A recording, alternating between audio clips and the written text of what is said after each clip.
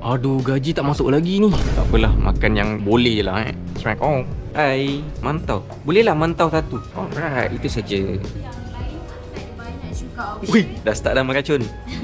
Bolehlah kot mungkin nak try sandwich macam sedap ke. Bolehlah try satu. Tu spaghetti satu. Bolehlah nasi. Tak ada nasi lagi. And then, cukup lah tu kot. Ada lagi Oh, air.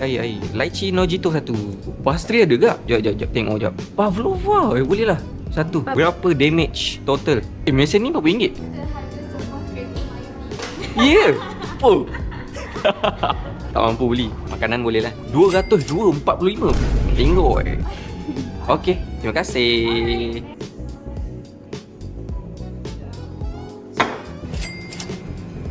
Order ni je sebenarnya, tapi tengok gambar tu tak boleh nak resist. Order lah banyak terus.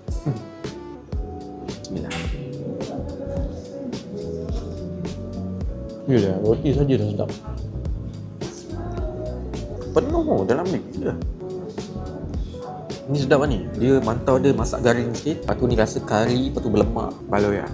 Tapi dia orang order fish and chip tak sedap kan. Boleh lah order kejap Hello, kita nak tambah?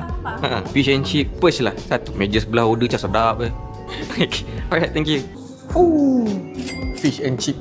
Ini pun best seller kat sini katanya. Size dia pun besar-besar dia bagi. Dengan ada fries. Tak boleh buat bincang. Kalau nak meeting tu, bergaduh saja. Tak boleh buat bincang. Fish and chip dia ada dua jenis, perch dengan halibut. Yang ni yang perch-nya. Aku tak tahu perch dengan halibut tu ikan apa. Yang penting dua-dua ikan lah. Spaghetti carbonara beef bekun. Bismillah. Bekun. Sedap juga spaghetti ni. Harga dia berapa? Itulah main order je. Nasib baik sedap. Focaccia sandwich. Aku tak tahu apa masuk focaccia, tapi bunyi sedap Memang ciao. Dalam dia. Oh, sedap juga. Dia punya slices of meat sangat banyak. Aku dah cakap English ni maksudnya sedap kan. Miosenko ni ada dekat section 13 Shah Alam. Buka setiap hari. Balado spring chicken rice. Jom try. Nasi, sambal sikit, sayur sikit, popok sikit.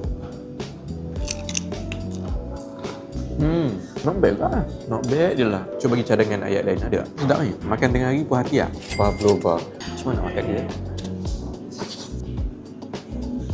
Bismillah. Sedap punya ni. Benar apa Pavlova ni? Rasa macam kapur pun ada. Tapi sedap lah. Tapi tak sangka harga mesin ni macam sebiji Myvi. Baik beli Myvi. So far semua sedap lah. Aku boleh recommend fish and chip dia of course. Dan yang lain-lain. Basically semua lah.